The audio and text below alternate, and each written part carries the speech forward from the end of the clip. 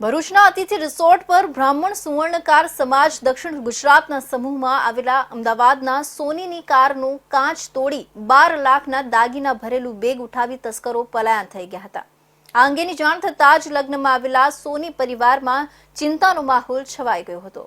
ભરૂચના લુવારા નજીક આવેલા અતિથિ રિસોર્ટમાં બ્રાહ્મણ સુવર્ણકાર સમાજ દક્ષિણ ગુજરાતના સમૂહ લગ્નોત્સવ યોજાયો હતો, જેમાં સમગ્ર ગુજરાતમાંથી સુવર્ણ સમાજના લોકો આવ્યા હતા।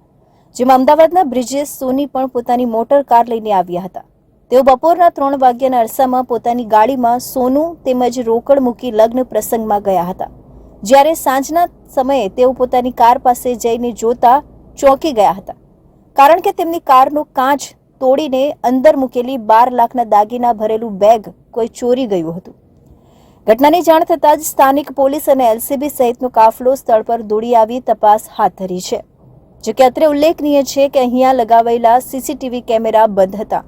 સોની પરિવારની ગાડીમાંથી બેગની ચોરી થઈ હોવાનું માલુમ થતાં તેઓએ પોલીસને જાણ કરી હતી, જેથી સ્થાનિક પોલીસ સહિત એલસીબી પોલીસનો કાફલો પણ ઘટના સ્થળે પહોંચી તપાસનો ધમધમાટ શરૂ કર્યો હતો।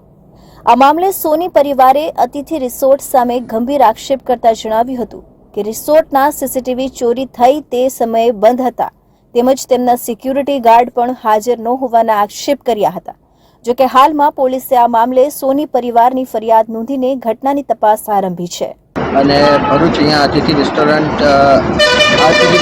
આવેલો ત્યાં એક મારી ગાડીમાં કાચ તોડીને ચોરી થયેલી છે। એમાં લગભગ 10 થી 12 આસપાસનો માલ હતો, 10 થી 12 લાખ રૂપિયાનો માલ હતો અને કાચ તોડીને બેગ આખો ગાયબ કરેલો છે। અહીંયા રિસોર્ટના સીસીટીવી 2:30 વાગ્યા પછીથી બંધ બોલે છે। પોલીસ એમનું કામ કરે છે।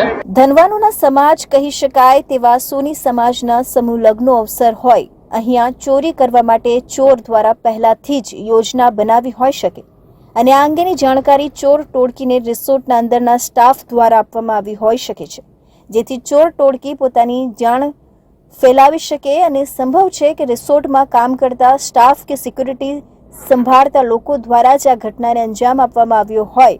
એ દિશામાં પણ પોલીસ હાલ તપાસ કરી રહી છે।